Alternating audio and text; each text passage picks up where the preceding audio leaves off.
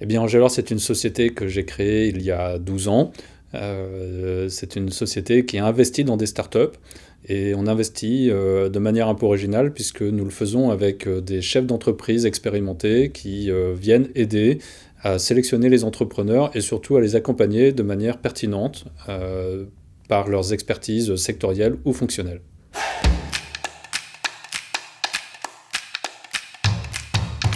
Alors pourquoi avoir inscrit Angelor comme société à mission ? Nous nous sommes fixés comme vision de développer une finance de proximité, un actionnariat de proximité qui investit dans des secteurs à enjeux humains. Et donc nous avons pensé qu'inscrire la mission d'Angelor dans ses statuts était une manière claire, transparente pour fédérer ces différentes parties prenantes.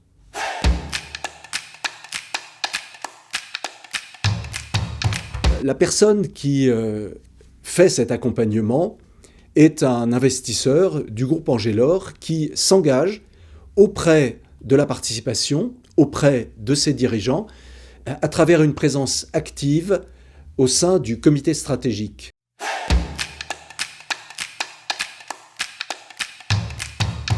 Eh bien, chez Angelor, notre stratégie d'investissement, elle s'articule autour de 3 axes prioritaires du développement de l'homme.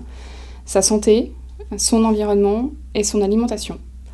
En santé, on cible principalement les segments du diagnostic, des dispositifs et des équipements médicaux, de la e-santé. En matière d'environnement, les domaines que l'on couvre sont ceux de la transition et efficacité énergétique, de la mobilité verte, des villes et bâtiments durables, de la réduction et du recyclage des déchets ou encore de la dépollution et de la protection de la biodiversité. En matière d'alimentation, on couvre l'ensemble de la chaîne de valeur, de la production jusqu'à la distribution. On va parler ici d'agriculture raisonnée, de circuits courts, de sécurité et traçabilité alimentaire, de protéines alternatives ou d'ingrédients fonctionnels.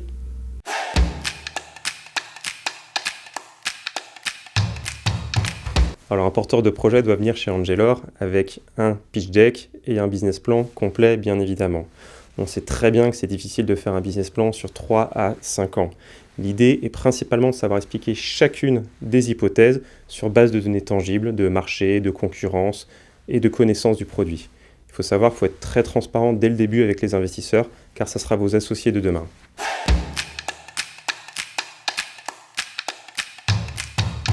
On va investir uniquement dans des projets qui sont bons pour l'homme et qui sont bons pour la planète.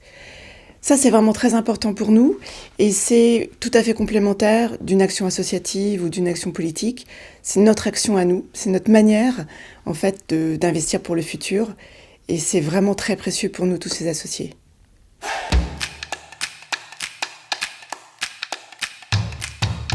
Pour moi, l'âme d'Angelor, c'est que nous sommes des entrepreneurs pour des entrepreneurs et que nous visons à faire une finance entrepreneuriale qui soit concrètement engagée, humainement responsable et dont nous soyons fiers pour le monde que nous allons laisser à nos enfants demain.